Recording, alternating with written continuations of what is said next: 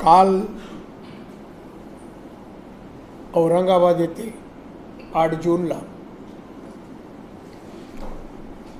एक जाहीर सभा झाली. प्रचंड विराट सामन्याची एडी, अतिविराट, प्रचंड विराट ना अतिविराट अशी सभा झाली. आणि त्या सभेमध्ये माननीय मुख्यमंत्र्यांनी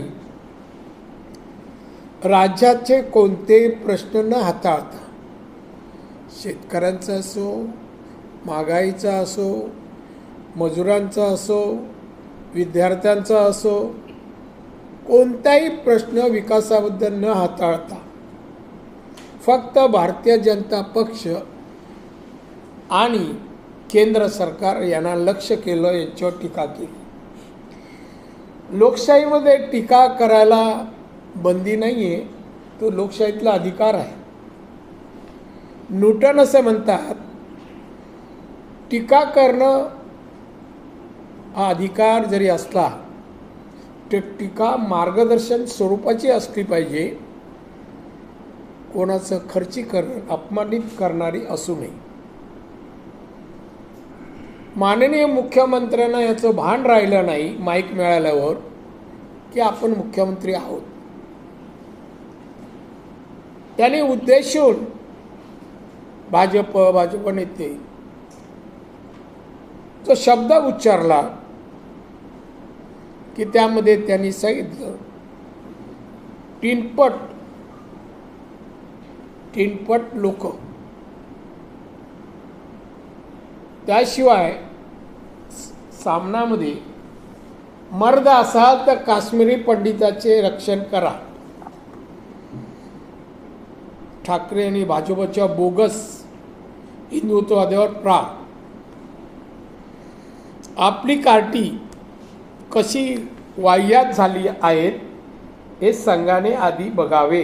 वाह्यात शब्द, कार्टी शब्द, तीनपट शब्द, मर्द वगैरे जे मराठी विशेषणं आहेत ना, ते विशिष्ट दर्जाच्या आणि काही तशा प्रवृत्तीच्या लोकांविरुद्ध असतात. मुख्यमंत्र्याच्या तोंडी हे शब्द आत्तापर्यंत महाराष्ट्राच्या इतिहास जे मुख्यमंत्री झाले कोणी असा शब्द उच्चारला नाही, कोणी ह्या भाषेत विरोधकांना पण बोललेले नाहीत. आता हे सगळे वृत्तपत्रात ह्या हेडलाईन आल्यात. सामन्यात तेही हेडलाईन आहे. लोकमतमध्ये भाजपामुळे देशाची जगात नामुष्की, घणाघात, आमचे हिंदुत्व हृदयात राम आणि हातात काम देणारे. ते किती जणांना काम दिलं माहीत नाही, ते तुमच्याकडून माहिती घेऊ म्हणून पत्रकार परिषद आहे की किती लोकांना कामं दिली. ठाकरे मातोश्री दोघांना काम मिळालं ते मला माहिती आहे. उद्धव ठाकरे काम नव्हतं, काम मिळालं. आदित्य ठाकरे त्यांना पण, नाहीतर इकडे तिकडे फिरण्यापेक्षा एन्व्हायरमेंट बघा, वातावरण कसं आहे ते का. लोकसत्तामध्ये कुठे नेऊन ठेवला देश माझा. अरे महाराष्ट्रात चिंता करा ना, कुठे नेऊन ठेवला महाराष्ट्र आमचा, कुठे नेऊन ठेवला. आज राज्य आता बजेट जो मांडला अजित पवारांनी, 89,000 करोड राजकोषीय तूट आहे, 24 करोड महसुली तूट आहे. कुठे नेऊन ठेवला महाराष्ट्र. आज शेतकऱ्याला निवडणुकी अगोदर मोठमोठ्या घोषणा, 50,000 नुकसान भरपाई दिली पाहिजे, 5 पैसे तरी दिलेच का. तर हे सर्व अशा हेडलाईन आहेत. हे जे सकाळमध्ये दुपारी बोलतोय मी, पण सकाळची बातमी आहे. तीनपाट प्रवक्त्यामुळे देशाची नाचक्की, मुख्यमंत्री ठाकरे यांचा भाजपवर घणाघात. आता घणाघात कुठे शब्द वापरतात ते मी पत्रकारांना सांगायला नको. उद्धव ठाकरेचं भाषण आणि घणाघात, शिव्या देणे आपल्याकडे, लोकांचा अपमानित किंवा अनपार्लमेंट वर्ड जेवढे यूज करायचे तेवढे त्यांनी केलेले आहेत. सांगा मला तुम्ही, हे असे कुणा. आता मोदी आमचे पंतप्रधान नाही, देशाचे पंतप्रधान आहेत, बीजेपीचेच नाही.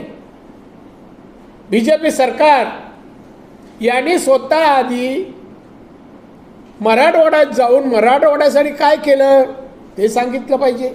बा कार्यक्रम काय, वर्धापन दिन पक्षाचा, पक्षाने जनतेला काय दिलं सांगा. ज्या त्या ह्याला गेले होते कार्यक्रमाला, त्या कार्यक्रमामध्ये कार्यक्रम होता त्या औरंगाबादच्या कार्यालयाचा वर्धापन दिन, आणि त्या वर्धापन दिन बोलताना तिथे पाण्याचा प्रश्न काढला की आधी पाणी द्या. आता मोदी साहेबांनी घर तिथे नळ ही योजना कोणाला दिली आणि किती कनेक्शन, लाखोनी करोडोनी कनेक्शन दिली. 80 कोटी गरिबांना धान्य द्यायचं काम आजही चालू आहे. अशा 16 योजना 8 वर्षात मोदी साहेबांनी दिली. अरे तुम्ही या इथे औरंगाबाद बोलत होतात, त्या औरंगाबादची पाणी योजना 18 डिसेंबर 2020ला उद्घाटन या माशाने केलं. ते विसरता झाली वयामानाप्रमाणे. आणि ती योजनेला स्थगिती पण त्यानेच दिली. नंतर मुख्यमंत्री झाल्यावर, मुख्यमंत्री नसताना उद्घाटन केलं, मुख्यमंत्री झाले, त्या योजनेला स्थगिती दिली. किती होती? 1680 कोटीची योजना पाण्याची, पिण्याचं पाणी देण्याची. काच ते दिली जरा सुभाष देसाईंना मला विचारा. कारण 1680 कोटीच्या टेंडरला स्थगिती दिली कारण सुभाष देसाईचा मुलगा डील करत होता. 22% कमिशन मागितलं. तो कॉन्ट्रॅक्टर बोलला माझी ताकद नाही, मी एवढे पैसे नाही देऊ शकत, आणि 22% पैसे दिले नाही आणि म्हणून स्थगिती आली. लोक आज कळशी कळशी पाण्यात तरसत आहेत औरंगाबादचे. उद्रेक काय आज पाण्याच्या प्रश्नावर. मुख्यमंत्री गेले, बरं तुम्हाला अमुक दिवशी एवढ्या दिवसात पाणी देऊ म्हणाले का? नाही, नाही म्हणाले. उलट सांगतात केंद्राने द्यावं, याने द्यावं. अरे तुम्ही कशाला जागा अडून बसलात पिंजऱ्यात मातोश्रीच्या? काय मुख्यमंत्री आहो, कॅबिनेटलाही जात, मंत्रालयात जात नाही, आणि उगाच बड्या मांडतो. हिंदुत्व हा शब्द त्याने उच्चारू नये, माझा आक्षेप आहे. या हिंदुत्व शब्दावर त्यांनी भारतीय जनता पक्षाची अनेक वर्षाची युती यांनी तोडली. कारण त्याला मुख्यमंत्री पद पाहिजे होतं, आणि मुख्यमंत्री पद कशाला? पैसे मिळवायला. काय दिलं हो सैनिकांना सांगावं?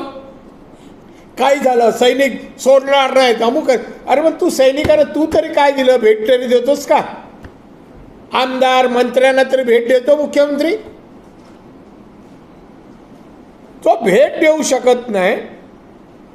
तो सैनिकांना हे करू, सैनिकांनी हे करतील, अमुक करतील. स्वतः आणि स्वतःचा मुलगा हे सोडून आणि त्यांचे नातेवाईक जवळचे, कोण सत्तेचा फायदा कुठल्या मराठी माणसाला, महाराष्ट्राच्या नागरिकाला, सैनिकाला मिळाला यांनी सांगावं. या विषयावर बोलतात कधी म्हणा. पाणी पुरवठा योजनेत उशीर केला तर ठेकेदाराला तुरुंगात पाठवणार. वा, तुमचं आम्ही हे काढतो होतं म्हणजे जास्त दिवस सत्ता नाही आहे, हे सगळं टेंडर आणि 22% बाहेर पडतील. आता हे म्हणणार आता सुभाष देसाई साहेब आम्ही हे करू ते करू. राहिलात कुठे हो? आमदारची तिकीट पण नाही मिळाली, आणि हे खातं ते चालवत नाही, मुलगा चालवतो. सगळे पैसे टक्केवारी जमवतो हा, MIDCचे प्लॉट विकतो हा, आणि ह्यानं हे शोभतं आहे बोलायला. आणि म्हणून एक कंत्राट आणि औरंगाबादच्या लोकांना पाणी हे देऊ शकले नाही.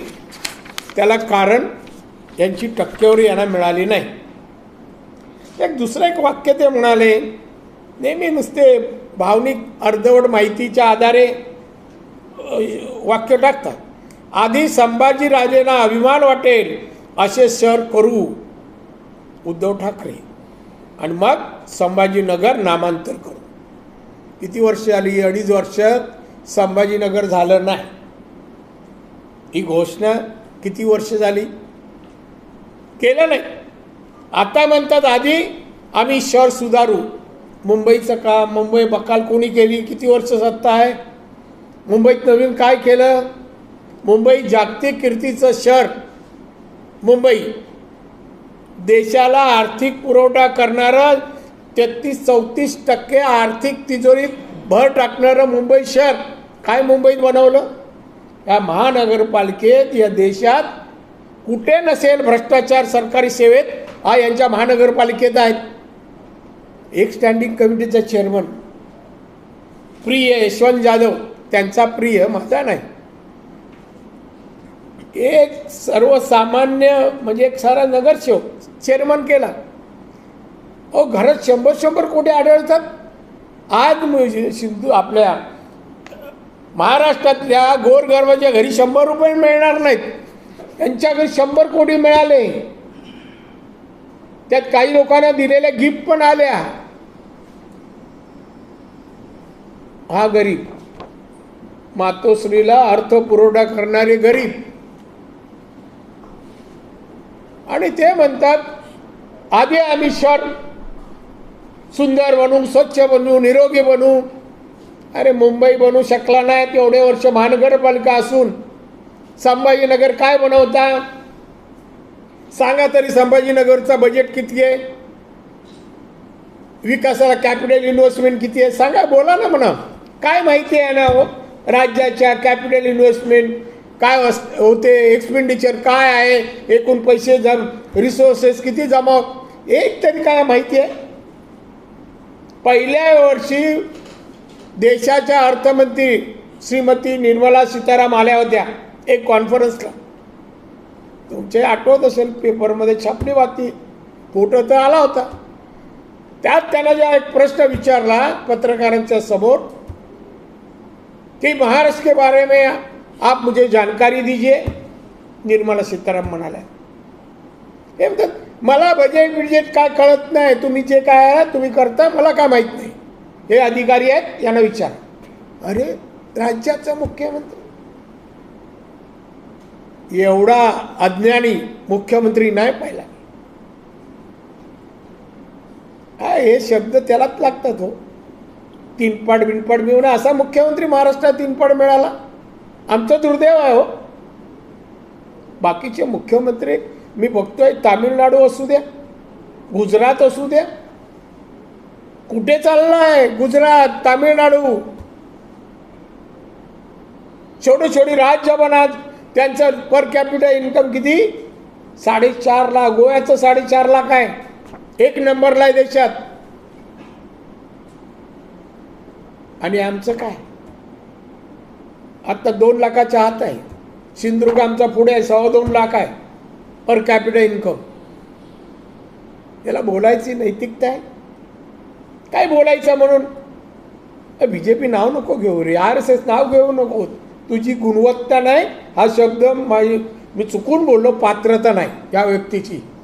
RSS बीजेपी त्याचं काम कार्य कर्तृत्ववान नेते अरे जवळपास नाही आहेस तू 1% पण. काय पुशार का बाकीच्या ना मारतो? हे असे आहेत तसे आहेत. आता बातमी येते औरंगाबादमध्ये बीजेपी कार्यावर हल्ला. बातमी आली मुंडे समर्थकांनी केला आणि पोलिसांनी पकडलं होते शिवसेने. तुम्ही चुकीचं काय मिसगाईड करू नका म्हणून ॲडव्हान्समध्ये सांगतो. ही पोलिसांची बातमी आहे, ऐकीव नाही. नाही तर गुडविल निर्माण करायला द्याल बीजेपीच्या कार्यावर अमुक तमुक. सध्या मी बातमी ऑब्झर्व करतोय, काय बोलत नाही. कधी वेळ येईल बोलेल आपण म्हणतो ना सिंधुदुर्ग.